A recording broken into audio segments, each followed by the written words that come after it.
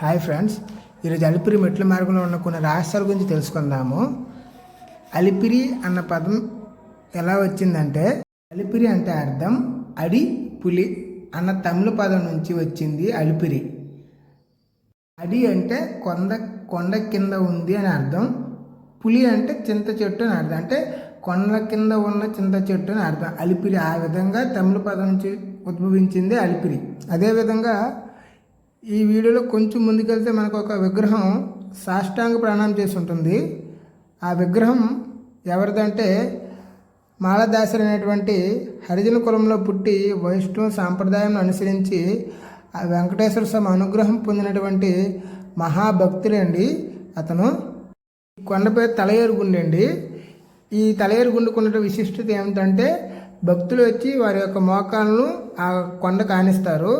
ఆనించడం వల్ల వారి యొక్క మోకాల నొప్పులు తగ్గుతాయని చెప్పి భక్తుల యొక్క ప్రగాఢ విశ్వాసం. ఇక్కడ మనకు ఒక విగ్రహం కనిపిస్తుంది. ఈ విగ్రహం ఆంజనేయ స్వామి విగ్రహం అండి. ఆంజనేయ స్వామి విగ్రహం ముందు కూడా మనకి పాదాలు ఉన్నాయి. ఇక్కడ ప్రతిదీ కూడా ఒక విచిత్రంగా ఉంటుంది.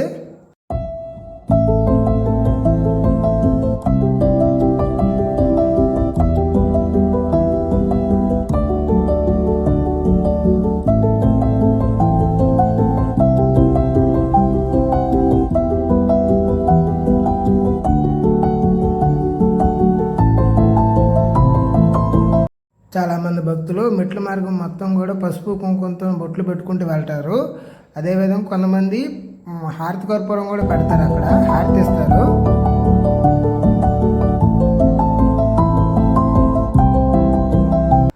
అదేవిధంగా మనం కొంచెం దూరం వస్తే మనకి గాలిగోపురం వస్తుందండి.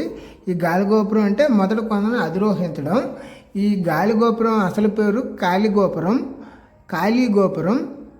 ఈ కాళీగోపురంకి ఆ పేరు రావడానికి కారణం, గోరక్కర్ అనేటువంటి ఒక సిద్ధ పురుషులు ఈ ప్రాంతానికి వచ్చి కొన్ని 10 సంవత్సరాలు తపస్సు చేయడం వల్ల ఆ ప్రాంతానికి కాళీగోపురం అని వచ్చింది. అది కాలక్రమేణా గాలిగోపురంగా పేరు పొందింది.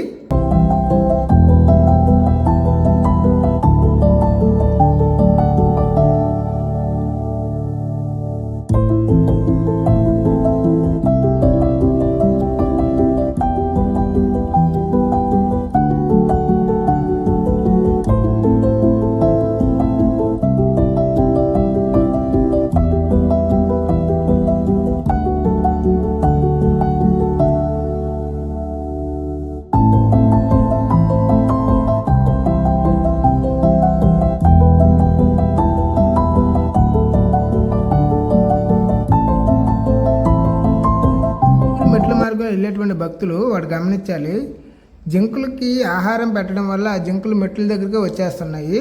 దానివల్ల వాటిని ఆహారంగా తీసుకునే పులులు కూడా మెట్ల దగ్గరికి రావడం వల్ల భక్తులకు ఇబ్బంది కలుగుతుంది. దానివల్ల చాలా ప్రమాదకరం కూడా ఉంది. అందుకనే జింకలకి అక్కడ ఉన్న జంతువులకి మన ఆహారం పెట్టకుండా ఉండడం మంచిది. మెట్లు పై నుంచి మనం కొంత దూరం వెళ్తుంటే గాలిగోపురం దాటుగానే మనకి రైట్ సైడ్లో కొంత దూరం వెళ్ళిన తర్వాత ఒక 32 అడుగుల ఆంజనేయ స్వామి విగ్రహం కనిపిస్తుంది మనకి. ఈ ఆంజనేయ స్వామి విగ్రహం ఇక్కడ ప్రతిష్ఠించడానికి కారణం, 1973 ఆ ప్రాంతంలో ఒక స్త్రీమూర్తిని కొంతమంది దుండగులు ఈ కొండపైన ఘాట్ రోడ్డు పైన చంపేస్తారు.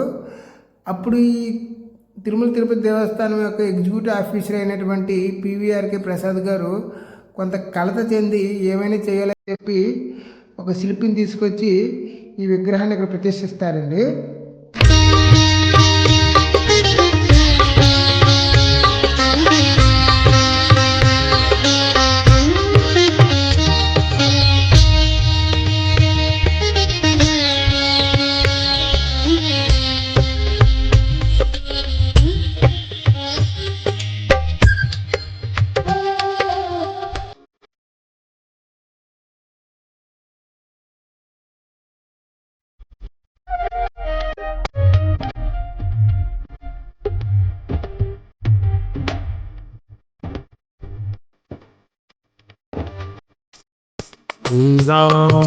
అలిపిరి మార్గం వెళ్తుంటే మనకు ఎక్కువ శాతం జింకలు కనిపిస్తాయి. అసలు జింకలు ఉండడానికి కారణం కూడా ఒకటి ఉంది. ఆగమ శాస్త్రం ప్రకారం యజ్ఞయాగాలు చేస్తే ఖచ్చితంగా జింకలు ఉండాలంట. దానివల్ల ఇక్కడ ఎక్కువ జింకలు ఉంటాయి.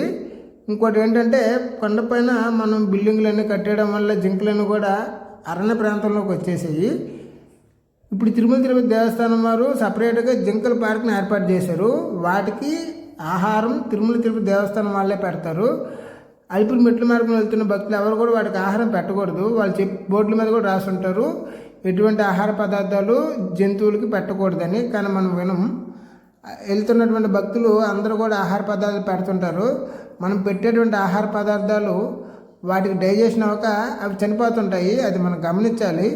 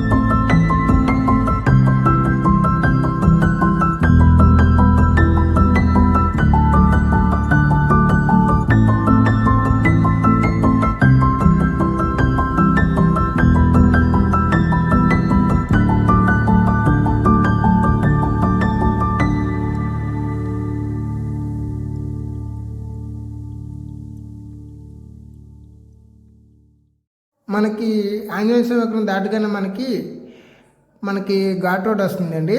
ఈ ఘాట్ రోడ్డు వెళ్ళేటప్పుడు భక్తులు కొంచెం జాగ్రత్త వహించాలి. ఎందుకంటే వాహనాలు తిరుగుతూ ఉంటాయి కాబట్టి. ఇదిగోండి మనకి లోయ కనిపిస్తుంది కదండి. ఈ లోయకి ప్రత్యేకత ఉంది. ఆ లోయ పేరు అవ్వాచారు కొండ అండి అని చెప్తుంటారు. ఇక్కడికి ప్రతి పూర్ణిమ రోజు కూడా గాన గంధర్వులు వచ్చి నాదాలు వాయిస్తారని చెప్తుంటారు కొంతమంది.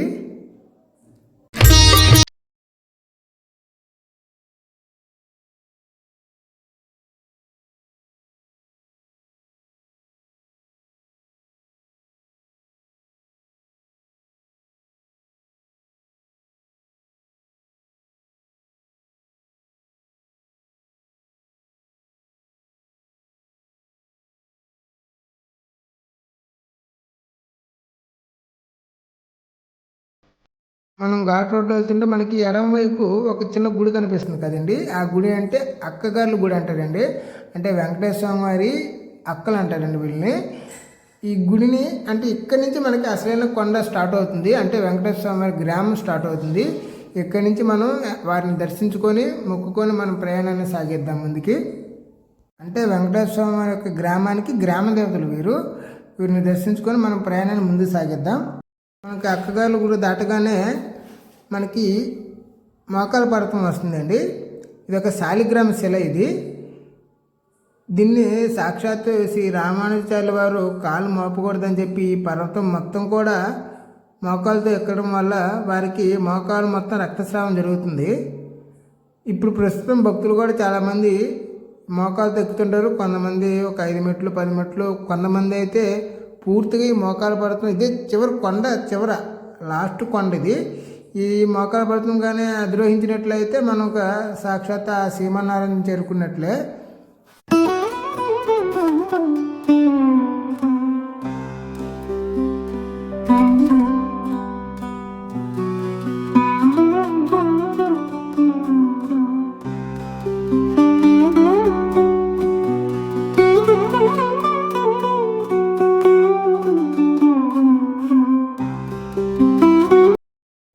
అదేవిధంగా మనం మెట్ల మార్గంలో వెళ్తుంటే 10 దశావతార విగ్రహాలు, అదేవిధంగా 12 ఆళ్వారి విగ్రహాలు కనిపిస్తాయండి.